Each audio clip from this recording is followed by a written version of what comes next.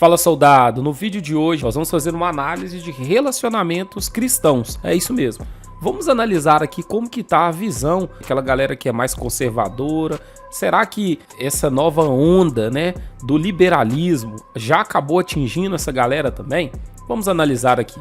Se você gosta do meu conteúdo, eu vou te convidar a se inscrever em nosso canal, ativar o sininho das notificações e o mais importante, deixar o seu comentário aqui, beleza? E ali eu demorei 2 dias pra conseguir falar, tomando coragem. Sofrendo, né? Aí a cara dele. Ele tá sofrendo. Mas foi assim, a gente daí sentou, eu primeiro confessei tudo, sabe? Falei da pornografia, falei... Que a gente vai precisar de um tempo até pra processar isso aqui. Pessoa que você se abriu.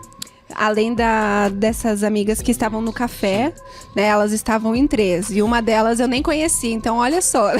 Antes de você concluir isso aí, o que te levou a coragem de confessar pro seu cônjuge? Eu pergunto isso porque a maioria das meninas, não meninas, a maioria das mulheres e também os homens, a maioria deles não confiam no outro. Pensa assim que se contar, vai expor, vai brigar. Isso, e na verdade, às vezes elas nem estão erradas. Às vezes o cara vai expor mesmo, vai largar. Eu não julgo a pessoa, tanto homem, tanto mulher, que não queira ficar em um relacionamento onde o cônjuge dela tenha esse vício, porque ela sabe que ela, infelizmente, por mais que ela se sujeite a fazer de tudo para poder agradar, a chance dela não conseguir suprir, né, aquela necessidade do seu parceiro ou da sua parceira é muito alta. Vai ver ela como uma Jezabel, sabe? Sim. No caso aqui, você e ele tem essa relação bem íntima, assim, de conversar um com o outro. Glória a Deus. Naquela época a gente não tinha ainda, porque não tinha um ambiente e a gente não vivia aquilo. Sim. Então assim, mas eu sabia que eu tinha que falar pra ele, porque como que eu ia explicar o meu posicionamento de que eu não ia mais fazer sexo antes de casar, sem contextualizar com tudo isso, que era uma área que eu era sempre assediada, né? A área sexual era o principal ali, né? A pessoa vira pra você e fala que ela já tem um vício, né, numa coisa bem, digamos assim, controversa, né, e depois ela vira pra você e fala, não, eu sou viciada nisso, mas a gente vai casar, mas até lá no casamento a gente não vai fazer nada. Aí que você fica meio assim, sem entender, né, porque você fala, pô, se a pessoa é viciada nisso, significa que essa área da vida dela é muito importante pra ela, e ela procura ali, digamos assim, o seu prazer dentro disso. Aí agora ela vira pra mim e fala que vai ficar sem até o casamento. Será que ela vai ficar sem mesmo ou ela vai ficar sem comigo? Mas assim, a gente entrou nesse propósito de santificar até o casamento. E nisso daí a gente combinou que a gente ia então fazer uma limpa. A gente ia confessar os pecados, daí ele já também começou a confessar ali naquela mesma conversa, e a gente começou a confessar, e hoje a gente construiu, glória a Deus, a gente construiu um relacionamento, um ambiente no nosso relacionamento, de confessar, inclusive tentação, para não confessar pecado.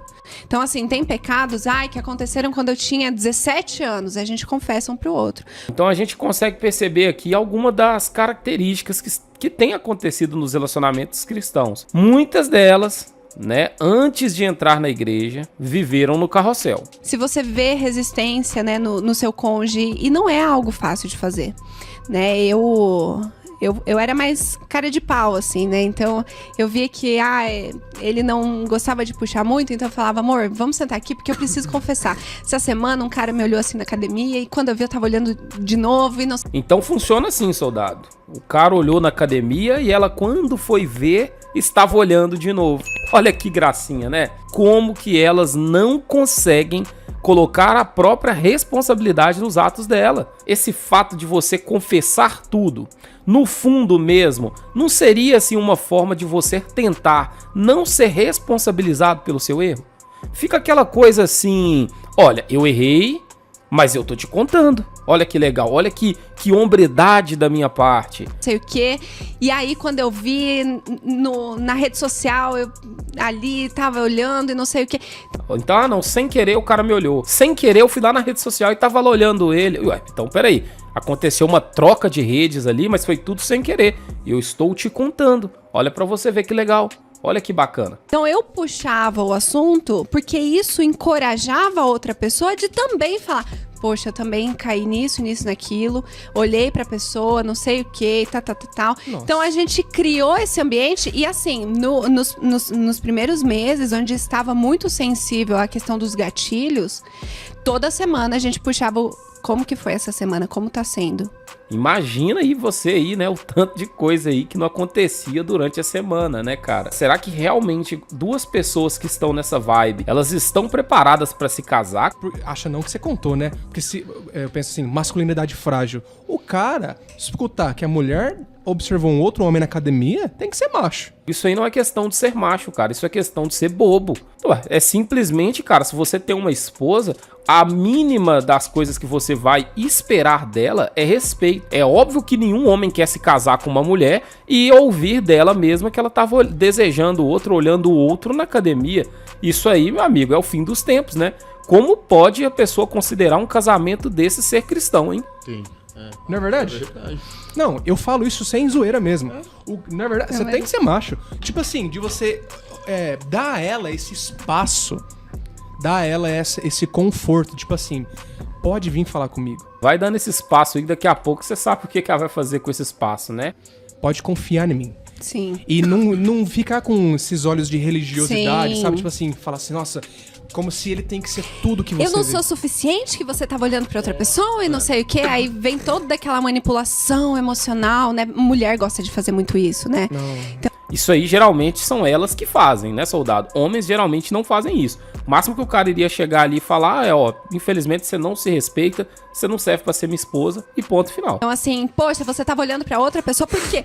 Porque eu sou feia, porque isso, porque aquilo. Então, sabe, a gente vê. Se na Bíblia fala que a nossa luta não é contra carne e sangue, né? Mas é contra seres espirituais, potestades, principados, os dominadores. Então, poxa, a gente entender que nós precisamos nos levantar como um intercessor do outro. Então, eu até brinco que teve um dia que eu fui na academia com o Geandro, e daí eu reparei, assim, que algumas mulheres ficavam, assim, olhando pra ele. E ele treinando ali, e aí eu comecei, né, na esteira lá, quietinha, né, aquela hora... Eu falei, Senhor, em nome de Jesus, esconde meu marido, né? Cubra ele. Intercessão na esteira, né? Comecei. Então, quando tem mulheres olhando para o marido delas, aí elas pedem a Deus para poder, né, esconder. Agora, quando são elas olhando para outros, né? Aí já nem coloca Deus no meio, né? Aí já não tem problema. Aí é só ela olhar mesmo e depois chegar pro marido e contar que olhou e tá tudo certo. A gente entender que isso daí também é uma luta, é uma batalha espiritual. Se você chegou até aqui, eu vou te convidar, né, a deixar seu comentário aí sobre o conteúdo. Vai ser muito importante pra gente fazer aquela resenha. Se inscrever em nosso canal, ativar o sininho das notificações e o mais importante, deixar o like aqui no vídeo para poder ajudar no algoritmo, beleza? Eu vou ficando por aqui e volto amanhã com mais um conteúdo. Tamo junto!